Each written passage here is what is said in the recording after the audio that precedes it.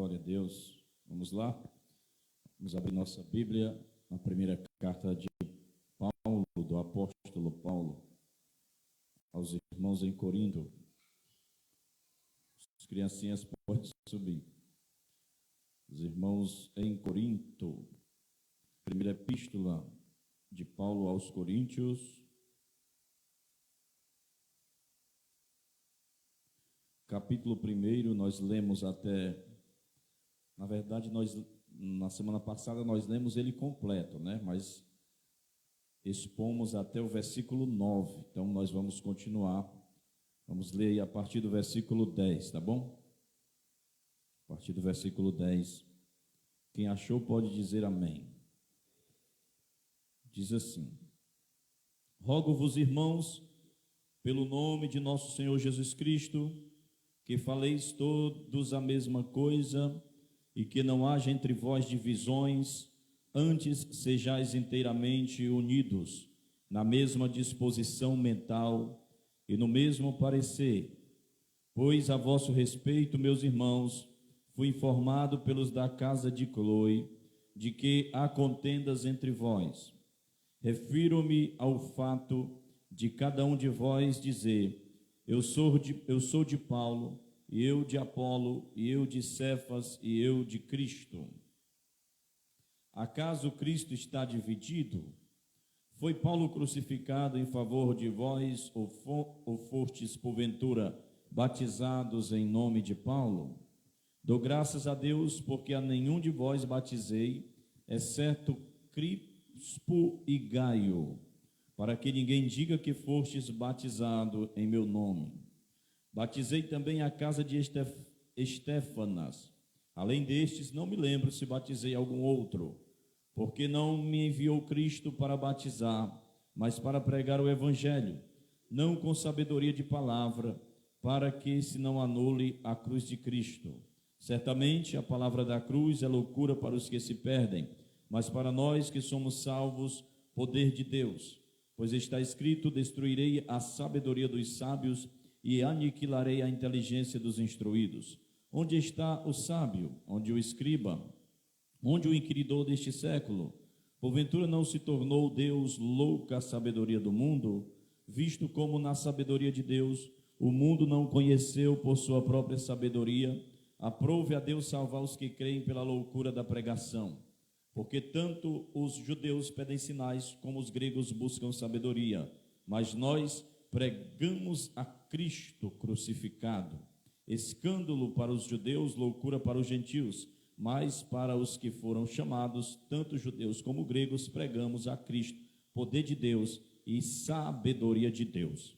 Porque a loucura de Deus é mais sábia do que os homens, e a fraqueza de Deus é mais forte do que os homens. Irmãos, reparais, pois, na vossa vocação, visto que não foram chamados muitos sábios segundo a carne, nem muitos poderosos, nem muitos de nobre nascimento. Pelo contrário, Deus escolheu as coisas loucas do mundo para envergonhar os sábios, e escolheu as coisas fracas do mundo para envergonhar as fortes. E Deus escolheu as coisas humildes do mundo e as desprezadas, e aquelas que não são, para reduzir a nada as que são, a fim de que ninguém se vanglorie na presença de Deus. Mas vós sois dele, em Cristo Jesus, o qual nos tornou da parte de Deus sabedoria e justiça e santificação e redenção, para que, como está escrito, aquele que se glorie, glorie-se no Senhor.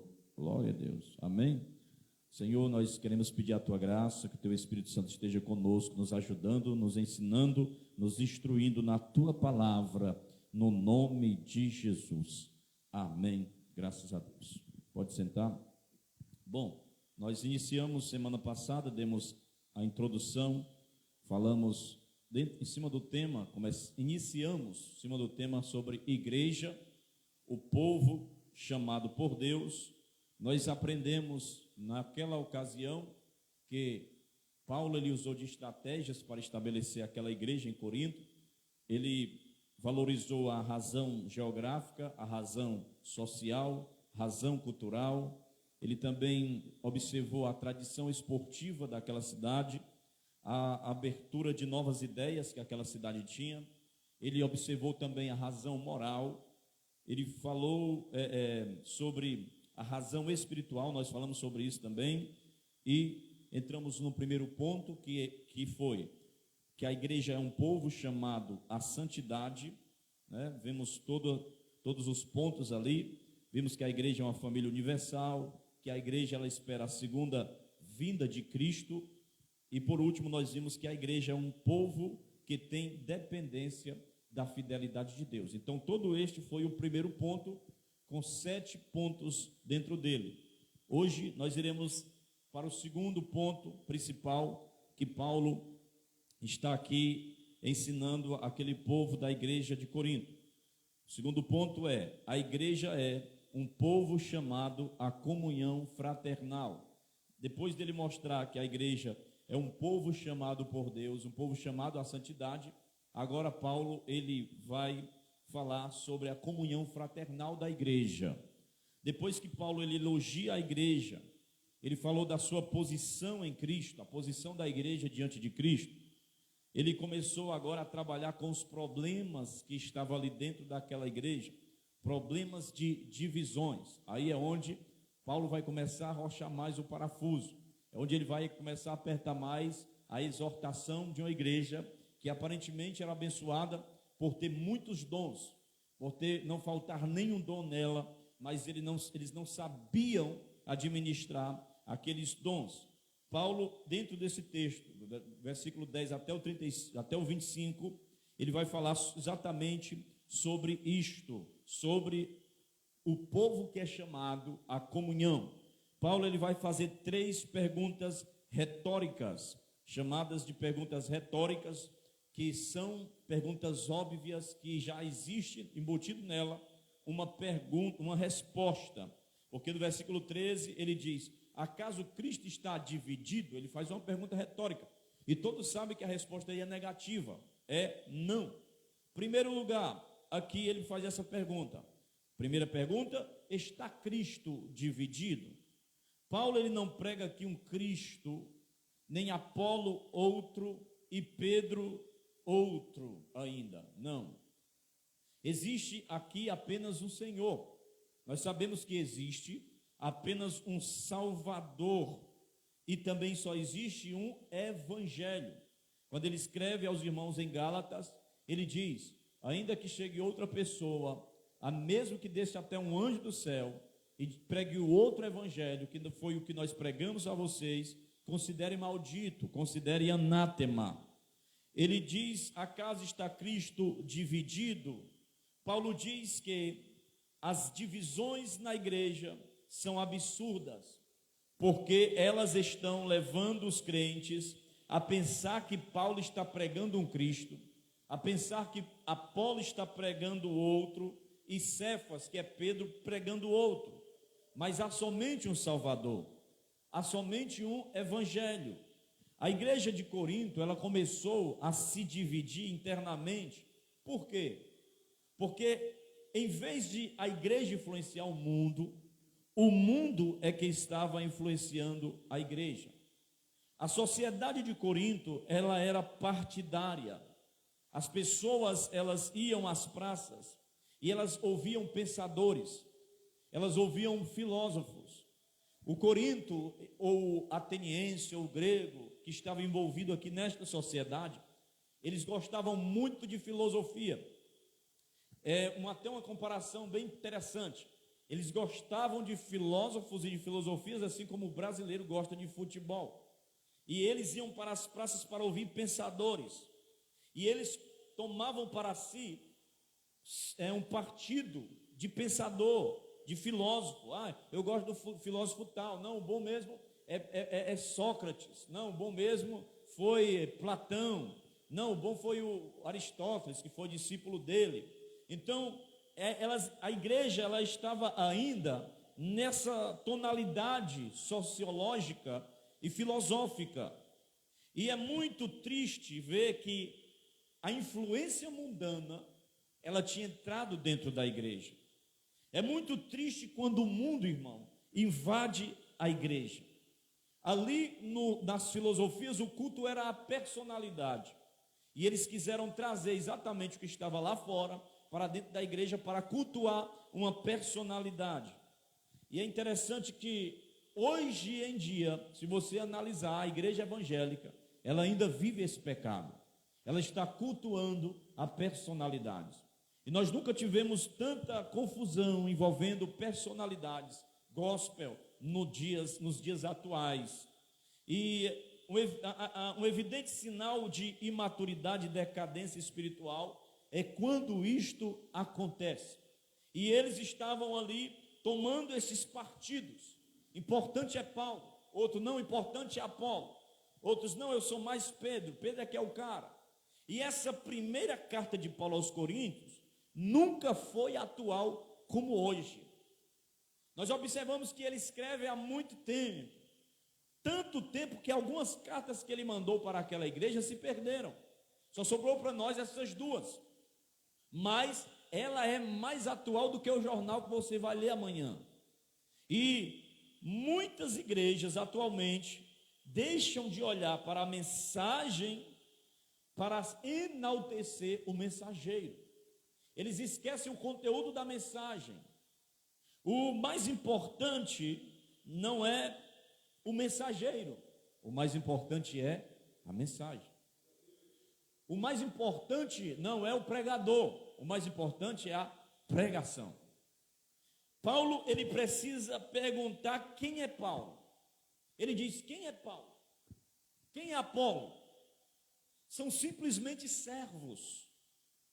São simplesmente ministros de Deus. Paulo, ele precisou dizer a essa igreja que o culto à personalidade é reflexo de dois pecados. Primeiro, infantilidade espiritual. Segundo, carnalidade. Paulo, ele enfatiza que eles eram crianças e eles eram também carnais. Isso ele vai falar a partir do capítulo 3. Paulo, ele enfatiza que eles eram crianças e também carnais pelo fato de estarem seguindo a homens. Paulo cuida do assunto de forma bem transparente. Paulo, ele ficou sabendo das contendas dentro da igreja. Ele informou a igreja sobre o problema e deu o nome de quem trouxe o problema. Ele diz: olha, eu fiquei sabendo da casa de Chloe, da família de Chloe. A história veio de lá. Então ele não é aquela pessoa que diz assim: não, o senhor fala aí, mas não diz o meu nome, não. Mas Paulo, ele diz logo o nome. Ele diz: eu digo, ele dá o nome aos bois. Ele fala quem disse. A palavra de onde veio essa informação para Paulo. Essa transparência, muitas vezes, ela neutraliza a maledicência dentro da igreja. Depois de apontar o problema, Paulo roga aos irmãos que, em nome de Jesus, falem a mesma coisa, que não haja entre eles divisões. A palavra divisão é a palavra grega cisma, cujo significado é rasgar um tecido. O que Paulo está dizendo aqui é que havia na igreja algo como um tecido rasgado. Estava dividido, cada um rasgava um pedaço. É isso que eles estavam fazendo, rasgando a igreja, pegando partido, pegando pedaços. O apóstolo, ele vai e ordena a igreja. No versículo 10, ele diz assim: rogo-vos, irmãos, pelo nome de nosso Senhor Jesus Cristo, que faleis todos a mesma coisa, que não haja entre vós divisões. Aí, quando nós observamos aqui, Paulo, ele vai mencionar, a partir do versículo 12, os partidos dentro da igreja de Corinto. E existia ali 4 partidos. Quantos partidos? 4, dentro da igreja. Existia isso, nós vamos botar uma sigla, né? O PLP, que é isso, Partido Liberal de Paulo. O Partido Liberal de Paulo era certamente o partido dos fundadores da igreja, do mais antigão. Paulo, ele foi quem levou essas pessoas a Cristo. Então, certamente aqueles que eram os primeiros membros da igreja, eles diziam: não, nós fomos os primeiros crentes aqui dessa igreja, nós estamos ligados ao apóstolo Paulo, nós somos do partido dele. Paulo é que é o bom, Paulo é que é o líder. é bem provável ainda que os membros desse partido fossem pessoas que controlavam a estrutura da igreja, possivelmente não deixavam os novatos participar dela. Era eles que diziam tudo. Não, a oportunidade aqui que vai ter é fulano, a cor da igreja que a gente vai pintar é dessa cor, aqui vai ser desse jeito. Eles se achavam os donos da igreja e excluíam os demais, os que vinham chegando, os novos convertidos. Pense numa confusão. E Paulo, irmãos, ele não tinha autorizado nenhum daqueles irmãos a fazer isso. Ele não tinha dado autorização a nenhum usar o nome dele para fazer contenda dentro da igreja. Mas isso estava acontecendo. Aí existia o outro partido, o PFA, Partido Filosófico de Apolo. E por que era o Partido Filosófico de Apolo? Porque o Apolo aqui, ele era de uma cidade chamada Alexandria. E a cidade de Alexandria, ela era a segunda cidade, a segunda maior cidade do mundo. E em Alexandria era o centro da atividade intelectual do mundo. Lá estava uma das 7 maravilhas do mundo, que era uma vasta biblioteca com muitos volumes. E os alexandrinos, eles foram aqueles que intelectualizaram o cristianismo. Os que diziam pertencer ao Apolo eram sem dúvida os intelectuais. Eram os que estavam lutando para que o cristianismo se convertesse rapidamente numa filosofia em lugar de uma religião. Então, como eu falei, em Alexandria estava uma das maiores bibliotecas do mundo. Ali floresceu a grande escola de interpretação alegórica. Tem vários escritores que veio dali, Filo de Alexandria, por exemplo. Eles usavam muito a alegoria. E as interpretações dele era tudo simbolismo. Eles influenciados também pelo clima da sua cidade. Apolo tornou-se um grande orador, um homem de influência nas palavras. O próprio Paulo, ele elogia Apolo, porque quando ele abria a boca, meu irmão, todo mundo ficava assim, parava para ouvir ele. Poucas vezes a Bíblia fala sobre Apolo, mas às vezes que a Bíblia fala sobre Apolo, era elogiando ele, dizendo que ele era um bom orador, que ele era um bom pregador. Mais tarde, Apolo, ele teve que ser discipulado por Áquila e Priscila, para entender melhor o Evangelho. Os companheiros de Paulo discipularam ele. E é muito provável, portanto, que o grupo de Apolo tenha sido o grupo dos intelectuais, daqueles que gostavam de um discurso bem elaborado, de um discurso eloquente, cheio de beleza, de história. E aquele grupo, ele formou uma elite cultural dentro da igreja. Imagine agora aí a confusão. Os fundadores da igreja e os outros que eram os intelectuais, que eram os mais sabidão, eram os que gostavam de filosofia, gostavam de filosofar. Aí a confusão estava feita. Aí, mas se isso não bastasse, aí vem o terceiro grupo, terceiro partido, o Partido Conservador de Pedro. É o PCP, Partido Conservador de Pedro. O Partido Conservador de Pedro, ele era composto possivelmente pelos judeus e pelos prosélitos, os que se tornaram judeus por meio da circuncisão. Existia o proselitismo, que era isso. A pessoa ela era gentia, não era judeu, mas eles queriam fazer parte do judaísmo.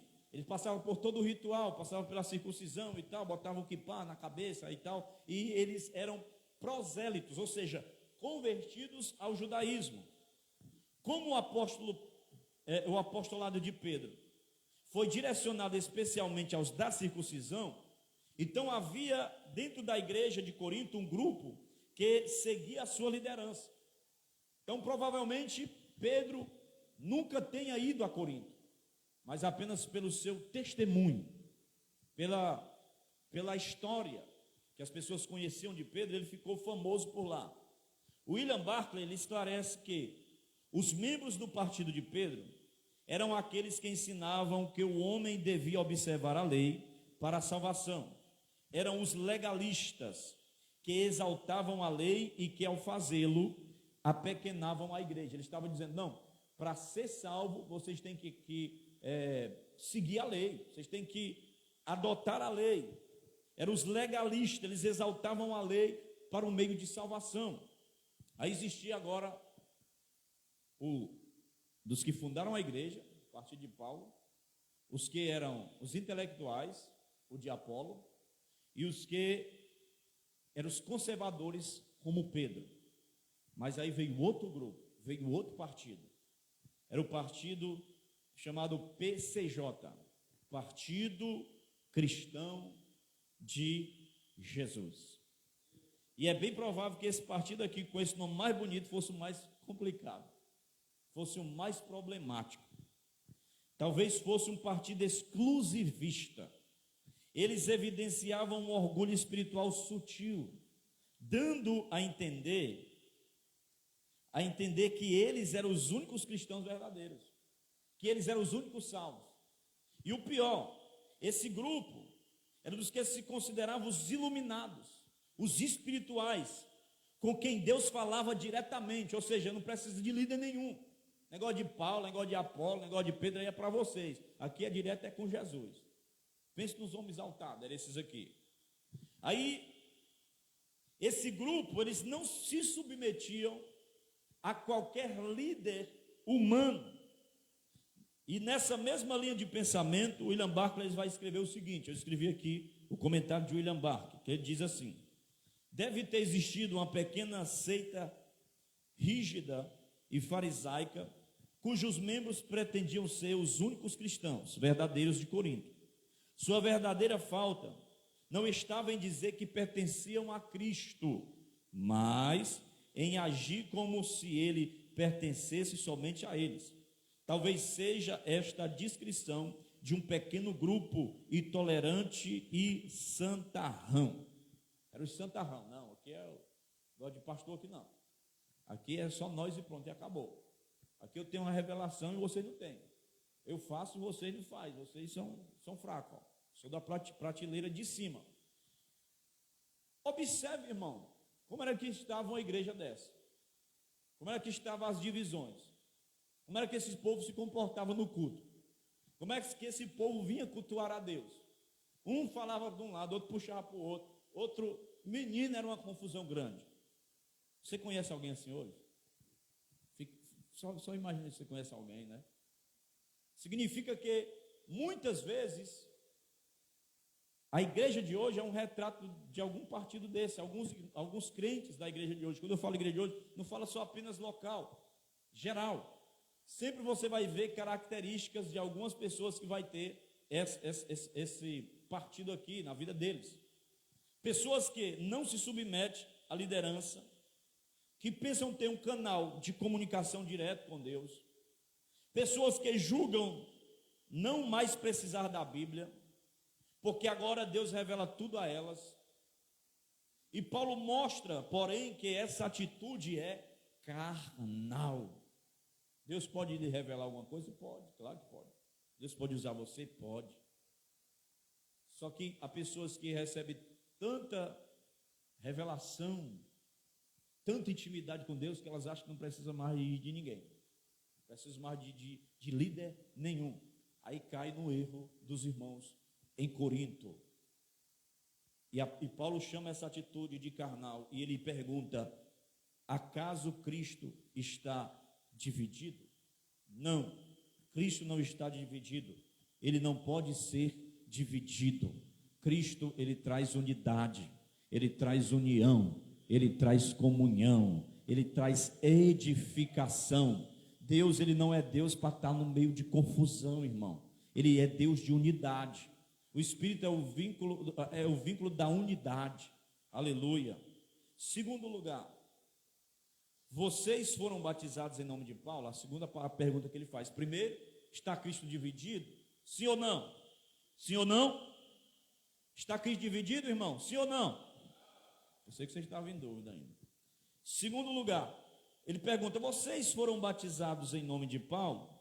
Versículo 13, né? Até o 17 ele vai falar sobre essa questão aí de batismo. Paulo, ele vai tratar o problema da divisão aqui, da visão, na segunda pergunta retórica, na divisão da igreja. Vocês foram batizados em nome de Paulo Paulo ele não está diminuindo aqui o valor do batismo, mas colocando no seu devido lugar. Os coríntios estavam dando ênfase exagerada ao batismo. Ninguém se torna mais espiritual pelo fato de ter recebido o rito do batismo, por este ou aquele pastor. Essa mentalidade às vezes é infantil. Às vezes, foi o pastor fulano que me batizou. É claro que o membro ele quer ser batizado, né, pelo pastor dele e tudo. Mas aqui, como eles tinham partidos, e várias pessoas estavam exercendo liderança na mente deles na igreja, eles estavam com essa confusão também. Paulo não tinha uma lista de quantos batismos havia feito. O importante é ser batizado em nome de Jesus. Aleluia. É por isso que às vezes outras pessoas vêm de outras igrejas. Aí, pastor, porque eu batizei, não sei o que, eu acho que não serviu. Não, irmão, serviu o seu batismo. Foi em nome do Pai, do Filho e do Espírito Santo? Serviu sim o seu batismo.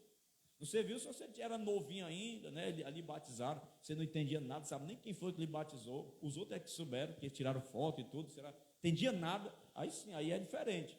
Mas você veio de outra denominação, foi batizado, pronto, está validado o batismo. É igual as pessoas que elas saem daqui e já são batizadas aqui, vão se batizar no Rio Jordão, vão se batizar. É bonito o rito e tal, mas já foi batizado, irmão. O importante é ser batizado no nome de Jesus. O seu batismo não vincula você com a pessoa que o batizou, mas vincula você com Cristo. Era isso que Paulo estava dizendo. Terceiro lugar, foi Paulo crucificado por vocês? É a terceira pergunta que ele faz. Foi Paulo crucificado por vocês? Paulo faz a terceira pergunta. Paulo agora ele levanta um dos grandes temas desse capítulo. Qual é? A cruz de Cristo. Porque a cruz de Cristo, ela ocupa um lugar central na proclamação do Evangelho. Paulo introduz um contraste entre o poder do Evangelho e a fraqueza da sabedoria humana. Ele mostra que os grupos que existiam dentro da igreja olharam para a cruz em três perspectivas diferentes. Olha o que Paulo diz no versículo 23. Mas nós pregamos a Cristo crucificado, escândalo para os judeus, loucura para os gentios, mas para os que foram chamados, tanto judeus como grego, pregamos a Cristo, poder de Deus e sabedoria de Deus. Aleluia. Então, Paulo ele está dizendo que alguns tropeçaram na cruz. E quem é que tropeçou na cruz? Quem foram essas pessoas ou esses grupos que tropeçaram na cruz? Primeiro, versículo 23, parte A.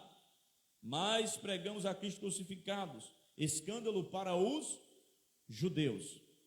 Então, primeiro, os judeus. Por que os judeus tropeçaram na cruz? Porque eles aguardavam um milagre. Nos evangelhos, os judeus estão sempre chegando perto de Jesus, pedindo milagres. Jesus, ele nunca fez milagres para agradar a ninguém. Faz um milagre aí, Jesus. Ele nunca fez um milagre para agradar a ninguém. Não era aquele Messias que os judeus estavam esperando, pois ele morreu numa cruz. Eles aguardavam o Messias vencedor. E Jesus, como Messias, era sofredor. Eles queriam um rico, um líder mundial, um homem cheio de riquezas. Porque os judeus esperavam esses sinais, eles tropeçaram na cruz. Contudo, a Bíblia diz que a fraqueza de Deus, que é a cruz, é mais forte do que os homens. Aleluia. Então os judeus eles tropeçaram. Segundo grupo aí, os gregos, versículo 23 ainda, ele diz, loucura para os gentios. Versículo 22, tanto os judeus pedem sinais, como os gregos buscam sabedoria. Então, o maior problema dos gentios era em relação à cruz. Para os gregos, a cruz ela era uma tolice. Por quê? Porque eles enfatizavam a sabedoria, eles encarneciam da cruz. Mas Paulo pergunta: onde está o sábio? onde o escriba, onde o inquiridor deste século. Paulo está dizendo que a sabedoria do homem não consegue atingir o conhecimento pessoal de Deus, e não levou o homem ao conhecimento da salvação. Paulo diz que Deus deu um grande zero para a sabedoria humana, pois ela não conseguiu conduzir o homem à salvação. Eles esperavam tanto sabedoria, tanta eloquência, tanta filosofia, tanta coisa, mas essa sabedoria não levou eles ao caminho da salvação. E a cruz conduziu sim o homem ao caminho da salvação. Aleluia. O escritor Charles Hodge, ele menciona 4 razões porque Paulo considerou nula a sabedoria humana como instrumento de salvação. 4 razões. Primeiro, Deus deu seu veredito de que a sabedoria humana não passa de tolice. Versículo 19. Pois está escrito: destruirei a sabedoria dos sábios e aniquilarei a inteligência dos instruídos. Onde está o sábio? Onde o escriba? Onde o inquiridor deste século? Porventura não tornou Deus louca a sabedoria do mundo? Através da cruz, ele destrói a sabedoria do mundo. Não tem sábio diante da cruz, não tem intelectual diante da cruz, não tem inquiridor diante da cruz, porque a cruz é suprema em cima do veredito para aniquilar a sabedoria humana, e a sabedoria humana não passa de tolice diante da cruz. Segunda razão, a experiência provou a insuficiência da sabedoria humana para conduzir as pessoas ao conhecimento de Deus. Versículo 21, visto como na sabedoria de Deus o mundo não conheceu por sua própria sabedoria, aprove a Deus salvar os que creem pela loucura da pregação. Aleluia. Olha só aí a pregação. Pregação para eles era loucura. Eles queriam sabedoria, mas a sabedoria do mundo não conheceu pela sua própria sabedoria. Apenas a loucura da pregação conduziu a estes para o conhecimento da verdade. Terceira razão, Deus estabeleceu o evangelho para ser o grande instrumento da salvação. No versículo de número 23, ele diz: mas nós pregamos a Cristo crucificado, escândalo para os judeus, loucura para os gentios, mas para os que foram chamados, tanto judeus como grego, pregamos a Cristo, é poder de Deus e sabedoria de Deus, porque a loucura de Deus é mais sábia do que a dos homens, e a fraqueza de Deus é mais forte do que os homens. Aleluia. Quarto, a experiência dos coríntios revelou que a sabedoria humana não pôde conduzi-los à salvação, nem lhes dar certeza dela. Eles estavam em Cristo, não porque eram sábios, mais sábios do que os outros, mas simplesmente porque Deus os havia escolhido e chamado. Ele diz: os que são chamados, os que foram chamados. O plano de Deus em todas essas coisas era humilhar o homem, porque como está escrito, ele diz: aquele que se glorie-se no Senhor, no versículo 31.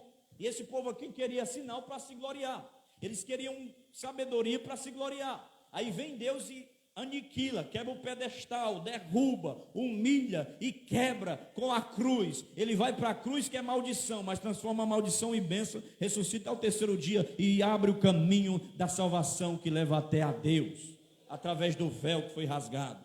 Aleluia. Alguns, porém, creem, e eles experimentaram o poder e a sabedoria da cruz. Quando alguém olha para Jesus, vê nele o poder de Deus. Paulo fala para os judeus e para aqueles que estão querendo milagres, que Jesus é o maior milagre, ele é o poder de Deus. Paulo olha para os gregos que estão buscando sabedoria e diz que Jesus é a sabedoria de Deus. Jesus é quem revelou Deus. Jesus é a síntese da sabedoria. Nele estão escondidos todos os tesouros da sabedoria. Colossenses 2 e 3. A sabedoria de Deus está no Evangelho. Ele está dizendo que Ele é a sabedoria da filosofia. Ele é o Deus ideal da antropologia. Ele é o homem ideal da antropologia, o Deus ideal da teologia e a sabedoria da filosofia. Então, Ele está quebrando aqui o conhecimento humano.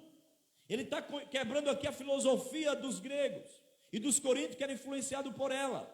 E Ele está dizendo que Jesus, tudo é Jesus, tudo aponta para Jesus, sabedoria de Deus e poder de Deus. Nós somos chamados à comunhão, somos chamados à comunhão por causa da nossa união com Cristo. Ele morreu por nós. Nós fomos batizados em seu nome. Nós estamos identificados com sua cruz. Que maravilhosa base para a unidade espiritual. A Bíblia diz que a cruz de Cristo, quando Ele se entrega ali, que Ele morre ali, a cruz ela derruba todas as barreiras de separação. Não existe mais grego, judeu, nem gentil, nem servos. Ele fez de todos os povos um povo só, comprado pelo seu sangue, redimido pela sua graça. Amém? Glória a Deus. Então observe aí como a pregação de Paulo espantou aquele povo. Eles ficaram assim desorientados, porque eles tinham na mente deles uma coisa e Paulo chega com outra. Que loucura é essa? Que doidice é essa que esse homem está pregando? Filosofia diferente. Quando ele chegou em Atenas, que era o palco lá de todos os filósofos, ele prega no Areópago, prega no Ágora, duas repartições. Do Ágora levam ele para o Areópago. E ele começa a pregar e as pessoas diz, a Bíblia diz que as pessoas saíram de perto dele e deixaram ele falando sozinho. O que é que esse tagarela, é a palavra que é usada lá? Esse tagarela está falando aí, que doidice é essa? O negócio de Jesus que morreu. Aí Paulo pega um contexto histórico lá, porque no meio lá do Areópago tinha vários vários altares, e desses altares tinha o nome de cada um dos deuses, e tinha um no meio lá, um altar, que não tinha o nome do Deus lá, só tinha o nome ao Deus desconhecido, e a história diz que foi uma praga tão grande que veio naquela cidade, que as pessoas caíam no meio da rua, os corpos ficavam insepultos de uma praga muito grande que veio em Atenas, e alguém disse assim, olha, tem um homem acolá que ele pode resolver essa questão. Quem é ele? Aí ele diz, é Epimendes. É uma história extra bíblica. Onde é que ele mora? Ele mora na ilha de Creta. Pois vamos buscar ele. Aí busca Epimendes. Epimendes era um crente. E Epimendes começa a orar pelas pessoas. E as pessoas são curadas. E eles começam a aceitar a Cristo. Só que como Epimendes, o evangelho ainda estava distante, ele cria em Jesus, mas ele não sabia realmente o nome de Cristo. Ou ele sabia e com o tempo de geração para geração foram esquecendo o nome. Então, aquele fenômeno de milagre inundou a cidade e as pessoas se converteram. Só que de geração para geração se perdeu o nome de quem era o Deus. Aí fizeram um altar e colocaram o nome Deus desconhecido, porque ninguém lembrava o nome do Deus. Aí Paulo, sabendo a história da cidade, ele chegou e disse assim, é esse Deus aqui que eu estou pregando, é o Deus desconhecido, é Jesus, ele fez um milagre nessa cidade, aleluia, é esse Deus desconhecido. Quando ele prega sobre isso, alguns vão embora, mas a Bíblia diz que ainda ficaram alguns, e entre eles algumas mulheres, uma mulher chamada Damares e outros homens, e ali saíram alguns convertidos, porque a palavra de Deus não volta vazia, aleluia, amém, irmão? Então era essa a mensagem da cruz, mensagem de arrependimento, mensagem de renúncia. Não era as pessoas ter o que queriam ouvir para ficar assim, uma mensagem, uma palavra, uma filosofia, uma motivação para que ela se alegrasse no seu próprio corpo. Não, a palavra que Paulo pregava não era uma palavra assim palatável, mas uma palavra que realmente dava a vida eterna às pessoas. Não tocava apenas os ouvidos, mas o coração, o espírito, a alma, e trazia arrependimento, transformação e salvação. E ele diz, nós pregamos a Cristo e este crucificado, porque a loucura de Deus é mais sábia do que os homens e a fraqueza de Deus é mais forte do que os homens. Terceiro lugar, quem está aí, dá uma glória a Deus. A igreja é um povo chamado para glorificar a Deus. Diga comigo, primeiro, mais forte, primeiro, a igreja é um povo chamado à santidade. Segundo, a igreja é um povo chamado à comunhão fraternal. Porque não está dividido, Cristo não está dividido. Terceiro, a igreja é um povo chamado para glorificar a Deus. Então glorifica a Deus. Do versículo 26 até o 31, Paulo vai falar exatamente sobre isso, sobre a glorificação a Deus. Os coríntios, eles tinham a tendência de ficar inchados de orgulho. Lá para o capítulo 4, Paulo vai falar sobre isso, capítulo 5 também. Mas o evangelho, irmão, é tão poderoso que ele não deixa espaço para a soberba e nem para a vaidade.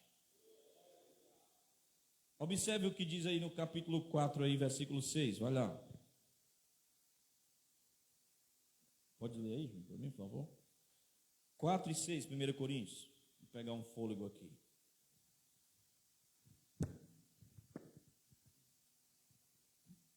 E eu, irmãos, apliquei essas coisas por semelhança a mim e a Apolo, por amor de vós, para que em nós aprendais a não ir além do que está escrito, não vos ensoberbecendo a favor de um contra outro.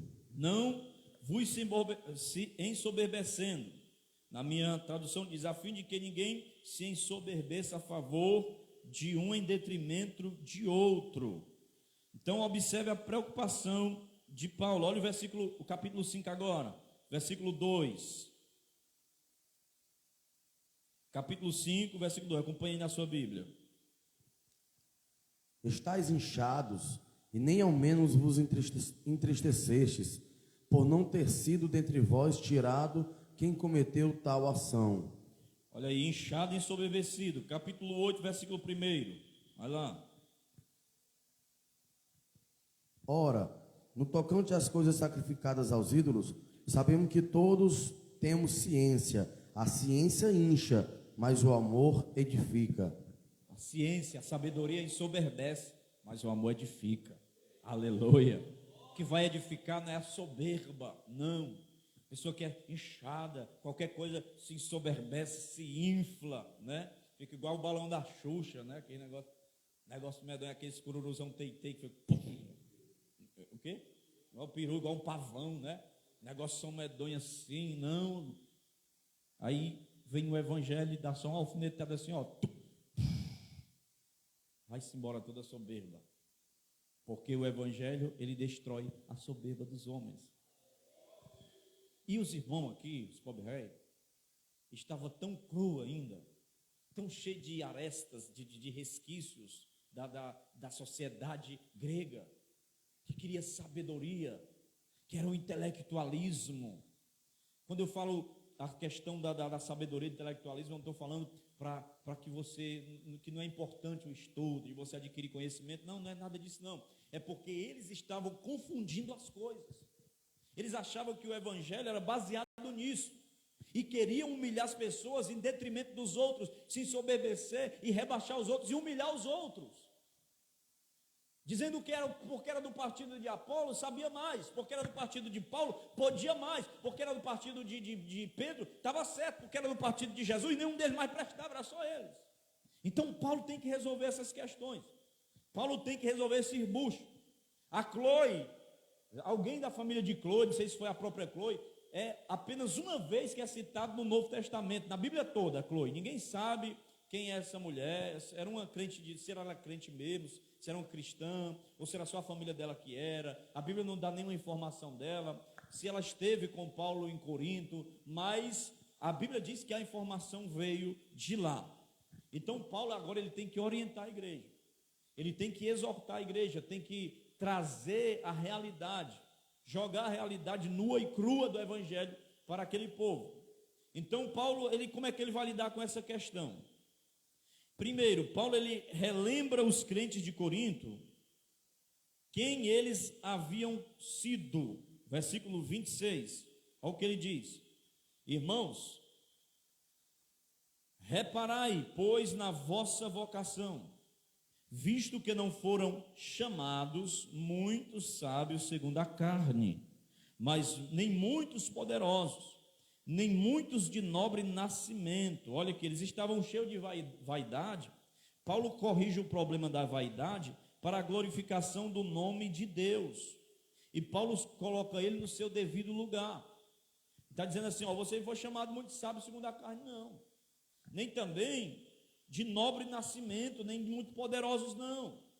Baixa a bola aí.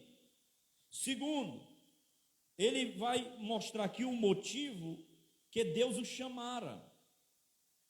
Paulo ele lembra aos Coríntios a razão de Deus tê-los chamado. Versículo 27, pelo contrário, Deus escolheu as coisas loucas do mundo para envergonhar os sábios, e escolheu as coisas fracas do mundo para envergonhar as fortes. Porque Deus ele escolhe o tolo, o fraco, o humilde e o desprezado, para ressaltar o orgulho do mundo e a necessidade de graça. As coisas que o mundo valoriza, preste atenção nisso, as coisas que o mundo valoriza não são status, berço de ouro, posição na sociedade, fama. Deus não dá valor a nada disso. Deus ele escolhe as coisas que não são para envergonhar as que são. Deus não permite que ninguém se vanglorie na sua presença. O que acontece é que muitas vezes nós queremos misturar, nós queremos achar que Deus valoriza as coisas que o mundo valoriza, e não é assim. Deus não valoriza as coisas que o mundo valoriza, e o mundo não valoriza as coisas que Deus valoriza. Terceiro lugar, Paulo relembra os crentes de Corinto a herança deles em Cristo. Olha o versículo 30 aí, estamos já indo para o último ponto, viu? É bem rápido. Mas vós sois dele, em Cristo Jesus, o qual se tornou da parte de Deus sabedoria e justiça e santificação e redenção, para que, como está escrito, aquele que se gloria, glorie-se no Senhor. Aleluia. Observe aí que Paulo ele sempre vai usar textos do Antigo Testamento. Era a Bíblia da época, era o Antigo Testamento. Paulo, quando ele usa assim, está escrito, no versículo 19, ele está usando Isaías 29, 14, está citando. Quando ele está usando aqui o versículo 31, para que, como está escrito, aquele que glorie-se no Senhor, está usando Jeremias, o livro de Jeremias, capítulo 9, versículo 24. Jesus, ele se tornou da parte de Deus sabedoria e justiça, santificação e redenção. Jesus é a sabedoria de Deus. Nós fôssemos aqui discorrer, cada tópico aqui ia dar um monte de coisa. Sabedoria, Jesus primeiro, sabedoria, aí depois justiça, depois santificação e depois redenção. Se não olharmos para a vida através das lentes, não entendemos o seu significado. Jesus, ele nos revela a Deus. Jesus é a exegese de Deus. O que é isso, pastor? O que é essa palavra exegese? Exegese é uma palavra grega, que é usada até na teologia. A exegese é tirar do texto a sua verdadeira verdade, a sua interpretação. Então, Jesus é assim, ele nos revela a Deus. Muitos estão fazendo a exegese. A exegese é o prefixo ex, é tirar o que está no texto. A esse negócio aí mesmo. O prefixo eis é colocar o que não tem. Então Jesus, ele é a exegese de Deus, ou seja, ele revela a Deus a nós como ele é. A Bíblia diz que Deus habita numa luz inacessível, que nenhum dos homens viram e nem podem ver.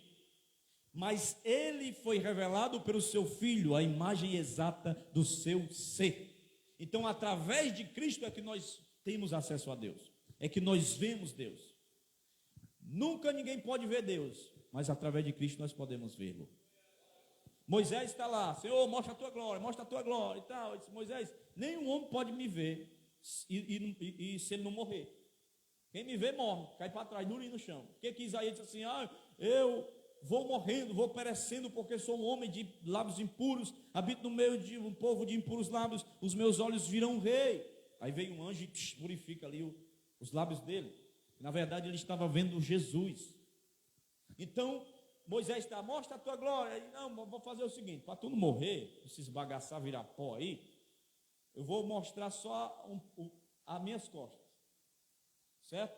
Tu vai ficar ali de trás da tenda daquela rocha, a minha mão vai te cobrir e as minhas costas vão passar, tu vai ver só minhas costas. Ele viu só por onde Deus passou, ele viu só o vislumbre, ele viu a justiça e a misericórdia de Deus, a benevolência e a benignidade de Deus. Ele viu por onde Deus passou, só que ele tinha que estar de trás de uma rocha, olhando por uma fenda da rocha, e Deus ainda cobriu com a mão para ele não morrer. Então a rocha é quem? Quem é a rocha? Sobre esta rocha, sobre esta pedra, sobre mim mesmo eu edificarei a minha igreja, e as portas do inferno não prevalecerão contra ela. Ele estava de trás da rocha, olhando pela fenda da rocha. A fenda da rocha significa o sacrifício da cruz. Porque nós só podemos ver Deus através do sacrifício de Cristo Jesus na cruz. Aí Deus passa. Aí ele vê por onde Deus passou. É por isso que ele que escreveu de Gênesis, porque ele viu onde Deus foi. No princípio criou Deus os céus e a terra sem forma e vazia. Aleluia. Ele começou a ter a revelação. Isso é forte ou não é? Então Paulo está pregando para eles exatamente isto. Jesus é para nós justiça, pois ele é quem restaura a nossa relação com Deus. John Leite afirma que a justificação é o coração da mensagem cristã em todo tempo e em todo lugar. É a doutrina pela qual a igreja se mantém em pé ou ela cai. A justificação. Finalmente, Jesus é para nós redenção, porque foi Ele quem pagou o preço para que você fosse salvo. Se é Ele quem virá em glória para levar você para a casa do Pai, é Ele quem virá em glória, onde você reinará com Ele para sempre, porque Ele é a nossa redenção. Sangue de Cristo é para a nossa justificação, para a expiação dos pecados e para a nossa redenção. Nós vemos aqui os 3 tempos da nossa salvação: o tempo passado, o tempo presente e o tempo futuro. Salvação em 3 tempos. Nós fomos salvos porque Jesus é a nossa justificação. Nós fomos justificados. Sempre eu falo sobre isso. Você tem que entender isso aqui, é uma doutrina da graça muito importante. É a justificação. O que é a justificação? Ele nos tornou justo. É alguém que é culpado. Esse termo aqui era usado em tribunais. Quando o juiz ia dar sentença, ele condenado e pronto, e acabou-se.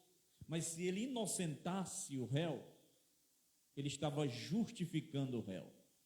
Então, como todos nós éramos candidatos ao inferno, a gente ia mesmo, cabeça para baixo, sem dar curva. Aí mais veio Jesus e deu-nos a justificação.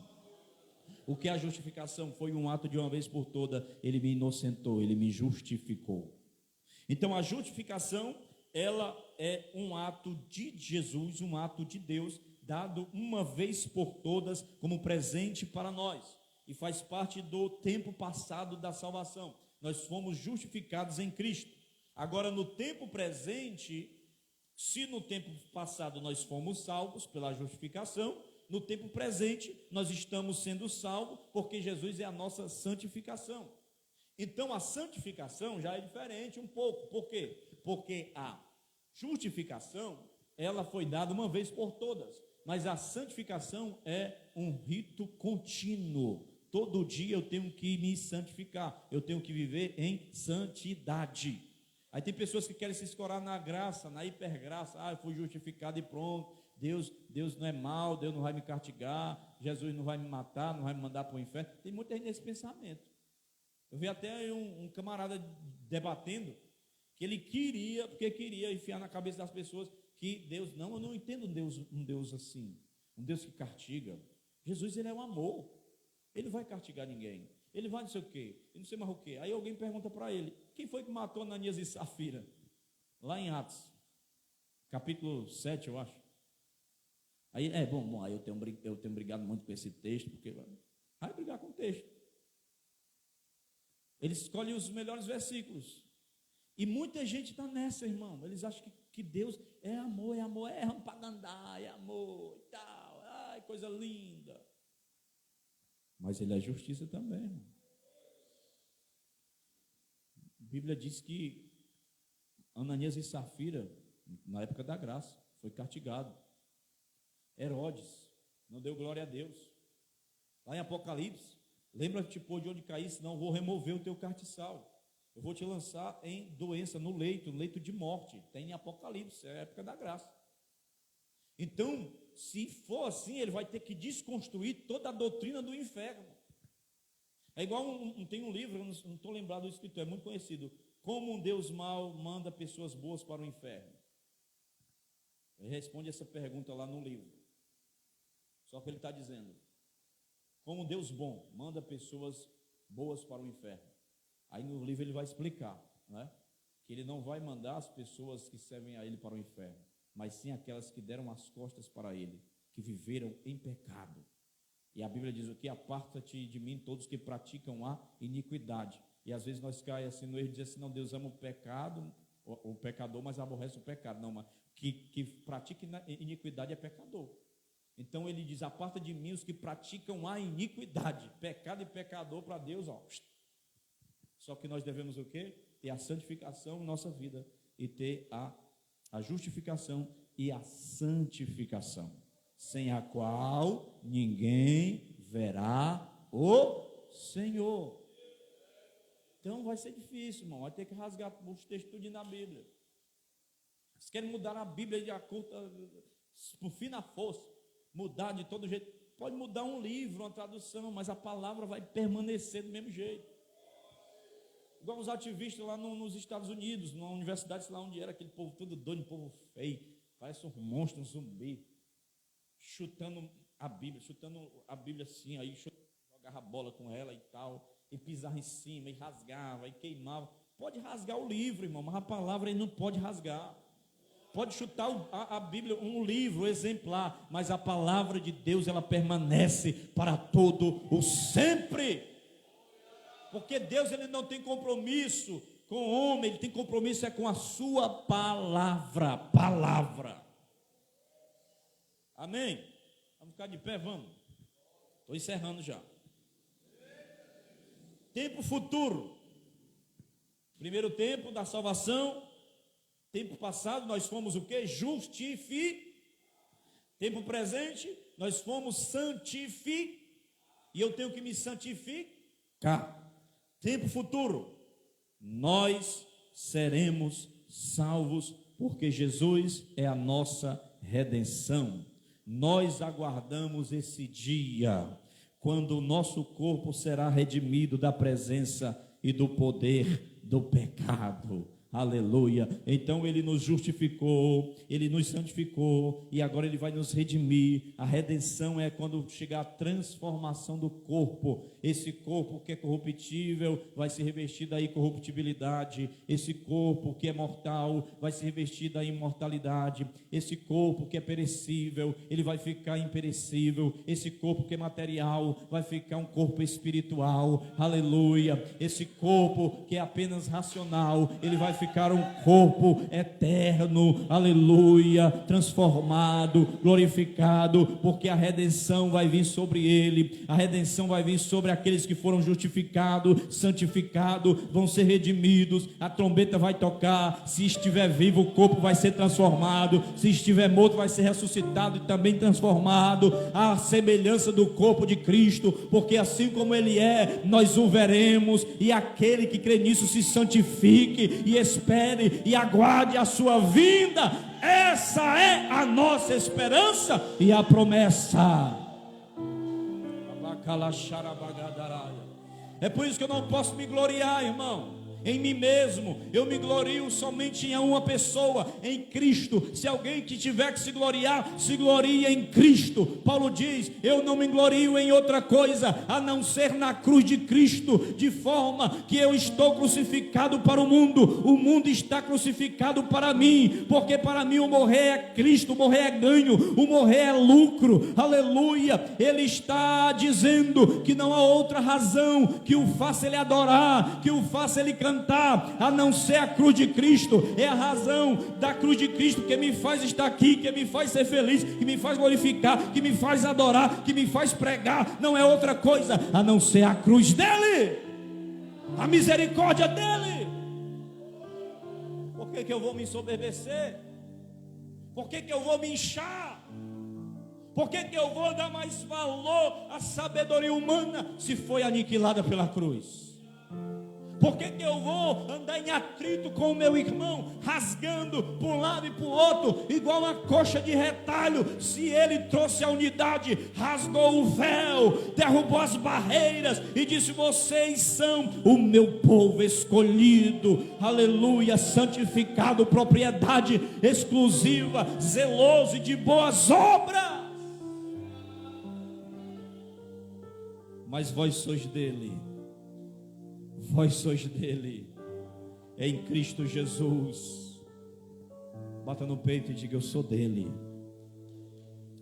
Eu sou dele através de Jesus, que é sabedoria, justiça, santificação e redenção. Todas as vezes que você se gloriar, glorie-se nele.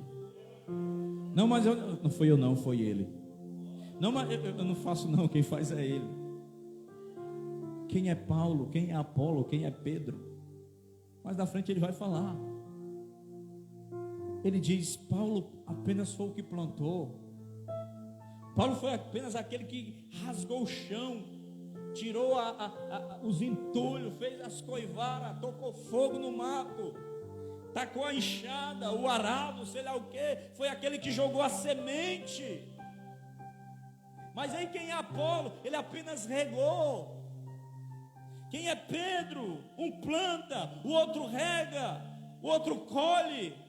Mas o crescimento quem dá é só um. O crescimento quem dá é o Senhor. Aleluia. Quem é Pedro? Quem é Edinael, irmão? Quem é? Não. Isso aqui que você está vendo aqui, não é nada, não sou nada diante disso aqui, irmão. Tudo é dele. Tudo é para ele, tudo vem dele, o crescimento é dele, aleluia, glorificado seja o nome do Senhor. E é 11 anos glorificando a ele, é ele que renova, é ele que restaura, é ele que salva, é ele que cura, é ele que liberta, é ele que batiza com o Espírito Santo, é ele, é ele, é ele. Fecha os teus olhos. Obrigado, Jesus. Obrigado por essa palavra. Obrigado por esse ensinamento. Não nos deixa nos ensoberbecer, não, Senhor. Não nos deixa, Senhor. Porque muitas pessoas já bateram no peito e disseram: eu sou o maior, eu sou o bom. E isso foi o que destruiu eles. Nós queremos ser apenas ministros teus, apenas servos teus. Não deixa o nosso coração inchar. Nós venhamos fazer essas perguntas para Paulo a nós mesmos. Essa pergunta você deve fazer para você mesmo, eu devo fazer para mim mesmo. Está Cristo dividido?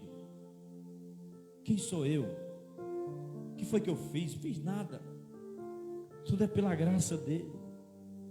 Tudo é para a tua graça, tudo é para a tua glória. Isso não vem de vós, é dom de Deus. Não veio de homem para que ninguém se glorie. É a tua cruz, Senhor. É o teu sacrifício. Obrigado pela tua justificação, pela tua santificação, pela tua redenção na nossa vida. Leva-nos em paz. Nos dá uma noite cheia da tua presença. No nome de Jesus. Quem recebeu a palavra, dá uma glória a Deus e aplaude a Jesus.